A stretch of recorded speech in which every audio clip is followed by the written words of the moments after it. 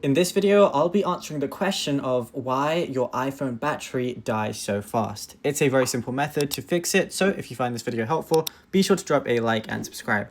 Now, there's a few different things you can do to fix your iPhone battery if it's dying a lot. So I'm going to be running you through everything. So the very first thing I want you to do is swipe down on the top right of your control panel. You're going to see a lot of different things here. You just want to make sure that if you're not using a Bluetooth device, just go ahead and turn Bluetooth off. It's something very common, and if you're ever using a Bluetooth device, you can instantly turn it on back again, but it helps battery life if you have it off. Now, what I want you to do now is go to your settings application. From here, what I want you to do is go to General, then go to Software Update. Now, the best thing to do is not be in a beta. So if you have the iOS 26 public beta, you're going to be on the newest version where it has experimental features, but they are also known to drain your battery life. So if possible, don't be on a beta version of iOS 26. Make sure you're on a standard version of iOS 26 once it's gone through all the testing. So I have a new update that's available, but generally, if your phone is working fine, you're already on iOS 26, and you're on the latest version of iOS, but you don't need to go to 0.1 if you feel like you don't need to, unless there's like a major upgrade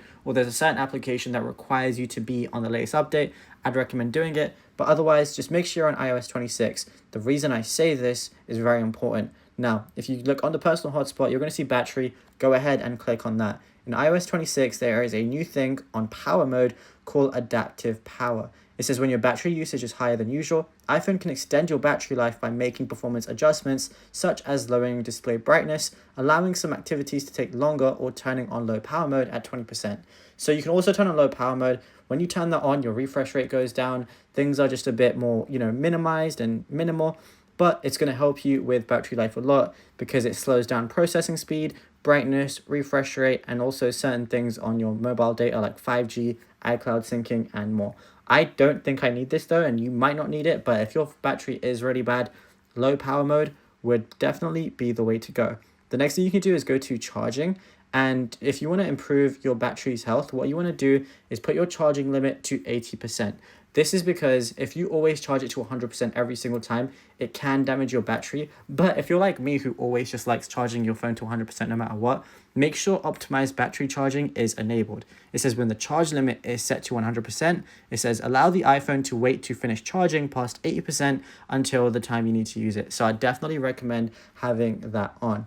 The next thing you want to do is go to General again, scroll down until you see Background App Refresh, and just turn this off. The reason is because if you have this on, whether it's on Wi-Fi and mobile data, is because if you just have all these on, that would basically mean that all of these apps, even though if they're not technically open, like in this area right here, they're still going to be running in the background. They're still going to be doing things in the background, but you don't need that. There's no need for that at all, especially when you're not using certain apps every single day. You can just open them. Like let's say Instagram, it doesn't need to be running in the background all the time. I can just open it and it's going to be open within a second anyway. So you don't need background app refresh. You can just turn this off completely and you'll be good. Another thing you can do in settings is go down to privacy and security. You're going to see a lot of things here, but go to location services and then go through your apps. And if there's certain apps that you feel like they don't need your location, all you can do is go ahead and select them, switch it to never on the apps that you feel like you're just never going to need, your location sent to.